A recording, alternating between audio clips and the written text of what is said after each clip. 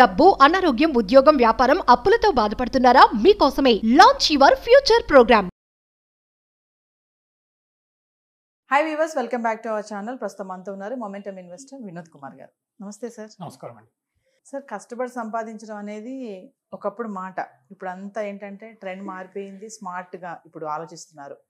Money నుంచే మనీని సంపాదించాలి, డబ్బుని సంపాదించేటట్టుగా నాకు కోట్లు రావాలి, నేను కూడా ఒక అంబానీ లాగా ఎందుకు అవ్వకూడదు.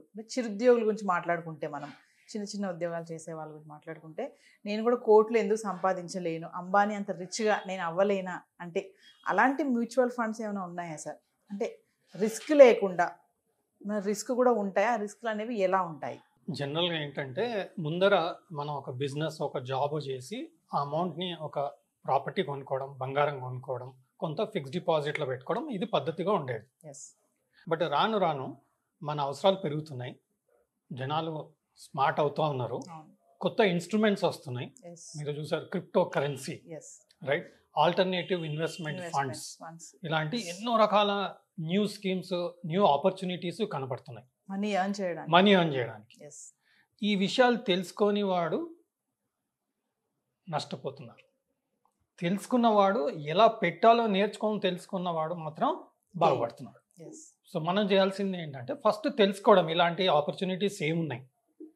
మనం స్టార్టప్ అంటాం, స్టార్టప్లో ఎంతోమంది ఇన్వెస్ట్ చేస్తున్నారు. There are so many websites, so many companies where ఒక పర్టికులర్ స్టార్టప్ మనకు నచ్చింది అనుకోండి, మనకు తోసినంత మనం పెట్టుబడి అందులో పెట్టచ్చు. Now there are so many successful people small ఇన్వెస్ట్మెంట్స్తోని, ₹1,00,000, ₹2,00,000 5 లక్షల రూపాయలు, 10 లక్షల, ఇలా 10,000, 50,000, 20,000 కూడా స్టార్టప్స్లో పెట్టి బాగా సంపాదించిన వాళ్ళు ఉన్నారు.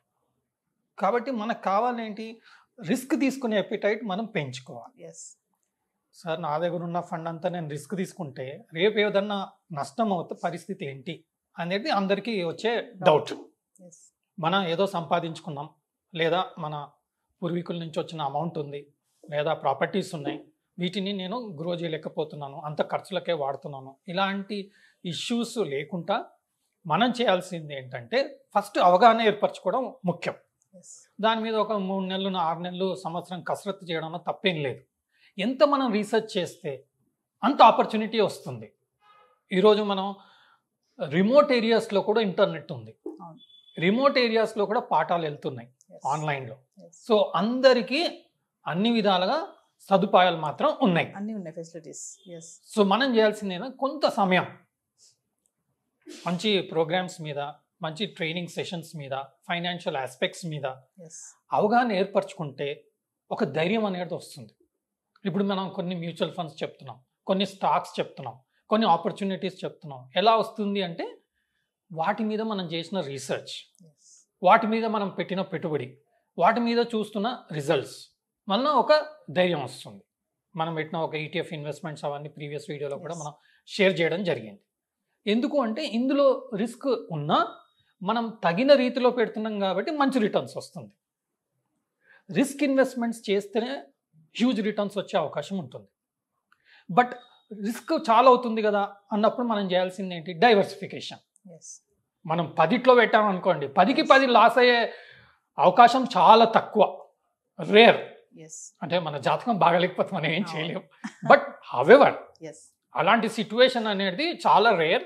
వచ్చిన లాంగ్ టర్మ్లో మనకు అది కవర్ అయిపోతుంది. కొన్ని స్టాక్స్లో ఇన్వెస్ట్ చేయడం జరిగింది, లాస్ బుక్ చేయడం జరిగింది, but away stocks multi baggers అయ్యాయి. ఈ అవగాహన వలన, ఈ ఎక్స్పీరియన్స్ వలన తెలిసింది ఏంటంటే, తగిన రీతిలో మనం పెట్టగలిగితే నష్టాలు తగ్గుతాయి, లాభం వచ్చినవి మాత్రం 10 100 టైమ్స్ 200 టైమ్స్ వచ్చే కనిపించాయి. కాబట్టి అలా చేయడం బెస్ట్ ఆపర్చునిటీ. సో దీనికి చేయాల్సింది ఏంటి, okay, mutual funds one of the safest. ఎందుకంటే ఆల్టర్నేటివ్ ఇన్వెస్ట్మెంట్ ఫండ్స్ ఇవన్నిటికీ కొంచెం అవగాహన ఉండాలా, అండర్స్టాండింగ్ ఉండాలా, రిస్క్ అపెటైట్ ఉండాలి. కొంత లాభం వచ్చినాక మనం స్టార్టప్స్కి, ఆల్టర్నేటివ్ ఇన్వెస్ట్మెంట్ ఫండ్స్కి వెళ్ళొచ్చు. ప్రస్తుతం మనం మ్యూచువల్ ఫండ్స్కి స్టిక్ అవుదాం. ఇప్పుడు మ్యూచువల్ ఫండ్స్ స్టిక్ అయ్యేటప్పుడు కొంచెం రిస్క్ తీసుకోవడంలో తప్పులేదు. ఎందుకు అంటే, లాంగ్ టర్మ్లో మ్యూచువల్ ఫండ్స్ లాస్ ఇచ్చిన సిచ్యువేషన్స్ అసలు నేనైతే చూడలేదు. లాంగ్ టర్మ్లో అట్లీస్ట్ మన క్యాపిటల్ పోకుండా నిలబడ్డ సిచ్యువేషన్స్ ఉన్నాయి, కానీ మన క్యాపిటల్ పోయిన లాస్ అయిన సిచ్యువేషన్ అయితే నాకు కనపడలేదు. Okay, maybe somebody would have done research and found, I don't know, but as per my knowledge, there is no mutual fund which has given loss. Yes. మనం ఏదో లాస్ ఉన్నప్పుడు loss book చేసుకుంటే అది వేరు విషయం, బట్ లాంగ్ టర్మ్లో మాత్రం compulsory profit ఇచ్చిన సిచ్యువేషన్సే ఉన్నాయి.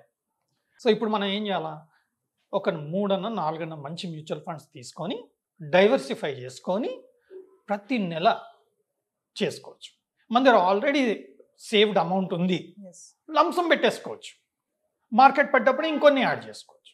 ఇది సింపుల్ మెథడ్. అంటే ఒక దాంట్లో కాకుండా సార్ డిఫర్ చేసుకోమంటున్నారా? డైవర్సిఫికేషన్, డైవర్సిఫై ఒక్కొక్క దాంట్లో ఒక్కొక్కటి. ఒక్కొక్కటి. Okay. Okay, mid cap, Mm. Small cap, micro cap, yes. Thematic, yes. 4 రకాలు ఉన్నాయి. మళ్ళీ థిమాటిక్లో ఎన్నో రకాలు ఉంటాయి. Mm. సో మనం మైక్రో క్యాప్ విషయానికి వద్దాం.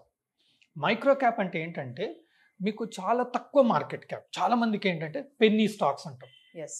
₹5 స్టాక్, ₹6 స్టాక్, 100 కోట్ల కంపెనీ, 200 కోట్ల కంపెనీలో పెట్టుబడి పెడితే అది 1000 కోట్లు అయినప్పుడు నాకు కూడా 10 లాభం వస్తుంది అన్న ఆలోచనతోనే చాలా మంది చేస్తుంటారు. ఎస్. బట్ ఈరోజు మనకు ఇన్ఫర్మేషన్ ఉంది. ఎలా అంటే మైక్రో క్యాప్ మ్యూచువల్ ఫండ్స్ కూడా ఆఫర్ చేస్తున్నారు కొన్ని మ్యూచువల్ ఫండ్ కంపెనీస్. అందులోనే మనం ఇన్వెస్ట్ చేసుకోవచ్చు. Yes. Because that will be aggressive fund. మన ₹100 ఉంది, ఒక 10-20 రూపీస్ మైక్రో క్యాప్ ఫండ్లో వేసేయాడు, డైవర్సిఫై. 10-20 రూపీస్ వేసేసాను, రైట్? ఇది అగ్రెసివ్గా వెళ్తుంది.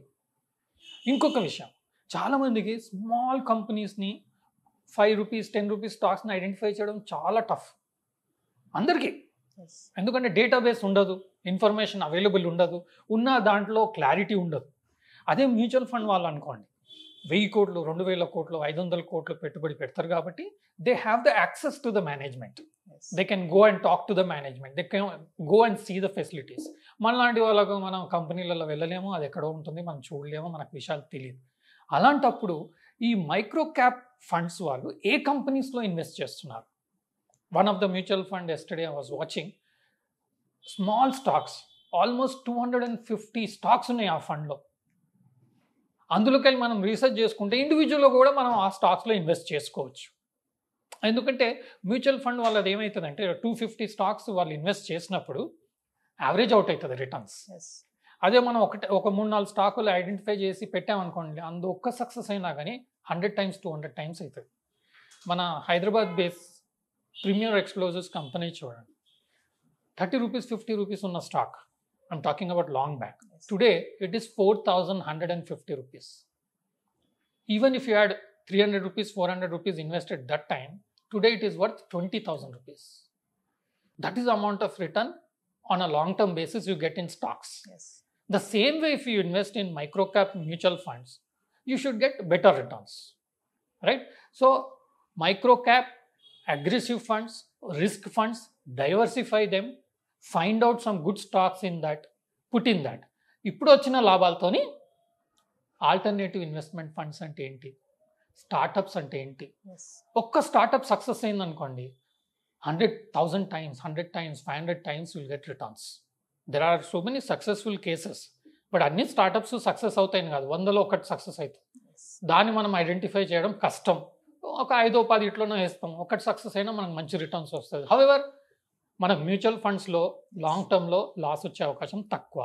అలాంటప్పుడు మ్యూచువల్ ఫండ్స్లో ఎర్న్ చేసిన అమౌంట్ని డివిడెండ్ పేఅవుట్ పెట్టుకొని ఇందులో ఇన్వెస్ట్ చేసుకోగలిగితే మంచి రిటర్న్స్ వచ్చి మనం కూడా కొంచెం HNIs, okay, top millionaires of the కంట్రీలో లెవెల్లో వచ్చే అవకాశం, మన ప్రయత్నం మనం చేయడంలో తప్పేం లేదు. Yes. బట్ ఇవన్నీ నేను రీసెర్చ్ ద్వారా చెప్పే విషయాలు. నేను సెబీ అనలిస్ట్ని కాదు, నేను చేస్తున్న రీసెర్చ్లో నాకు వచ్చిన ఆపర్చునిటీస్ నేను షేర్ చేయడం జరుగుతుంది. But every one should go and discuss with their financial adviser and take a inform decision. Yes. Thank you, sir. Thank you. Suman టీవీలో మీ పర్సనల్ అండ్ బిజినెస్ ప్రమోషన్స్ కోసం కింది నెంబర్కి కాంటాక్ట్ చేయండి.